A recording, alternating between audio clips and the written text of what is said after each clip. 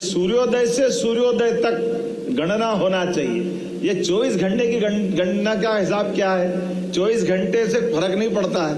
वास्तव में गणना इस सूर्योदय से अगले सूर्योदय तक होना चाहिए। ये मध्य रात्रि में 12 बजे बाद दिन बदल जाएगा, इसका कोई हिसाब नहीं। इसलिए अपनी प्राचीन गणना में 30 मुहूर्त है। आज सूर्योदय से लगा करके कल सूर्योदय तक 30 मुहूर्त है।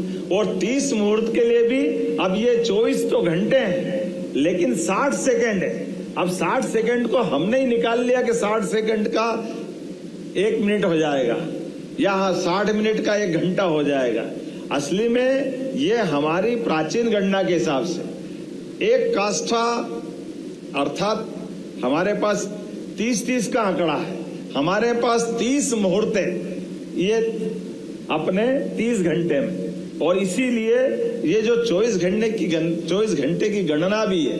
अब ये अलग बात है कि हमारे यहाँ अपने धर्म में भी, सनातन संस्कृति में भी और हमारे देश में भी अपने अपने ढंग से विषय के सामने ला करके विचार के लिए सबको देना और दे करके उस पर विचार विमर्श करना। कोई बंधन नहीं है कि आप इस पे अगर ये बोलोगे तो आपको सजा हो जाएगी, आपको फांसी हो जाएगी, आपको मृत्युदंड मिल जाएगा। लेकिन इसी काल गणना के आधार पर इतिहास गवाह है। किसी वैज्ञानिक ने कहा कि ये पृथ्वी की परिक्रमा सूर्य करता, किसी ने लिख दिया और उसने कहा नहीं आप गलत कह रहे हो, सूर्य की परिक्रमा पृथ्वी कर रही तो बेचारे को मृत्युदंड उससे भुगतना पड़ा था। ये हमारी गणना का हमारे द्वारा विचार व्यक्त का तरीका नहीं, लेकिन अतीत का इतिहास है। इसी बात के लिए कि जो एक बार कह दिया उसको बदलोगे नहीं। अरे भाई क्यों नहीं बदलना चाहिए? काल के साथ कई सारी चीजें सही रूप में सामने आती है तो आना भी चाहिए। लेकिन आज उन सारी बातों को करने के लिए जब हमने अपने काल गणना के आधार पर और कितनी वैज्ञानिक तरीके से बात निकाली जाती है, खगोल की जानकारी के लिए अगर सूर्य की गति देखना है तो सूर्य की तरफ आंख उठा के तो नहीं देख सकते थे।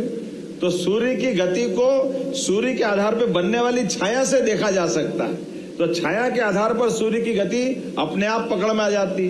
इसलिए सूर्य की गति के आधार पर शंकु यंत्र के माध्यम से सूर्य की छाया दिन और रात बराबर कब रहेगा वो अपने आप मालूम पड़ जाता है। सबसे बड़ा दिन, सबसे बड़ी रात मालूम पड़ जाएगी अपने आप। अगर हमने कहा कि ये भारत में है और भारत में भी सेंटर पॉइंट अपना उज्जैन है और उज्जैन का सेंटर पॉइंट भी ये भी दोलायमान है और दोलायमान होते होते आज वो उज्जैन से भी 32 किलोमीटर दूर डोंगला में गया है। तो डोंगला में जाने के लिए उसकी जाने आने की स्पीड क्या है, वो स्पीड का भी हिसाब ध्यान में आना चाहिए। वो स्पीड है एक दोलायमान करने में 35 किलोमीटर उज्जैन से इधर और 35 किलोमीटर उधर, तो लगभग 5000 साल मतलब 27,500 साल लगेंगे आने जाने में।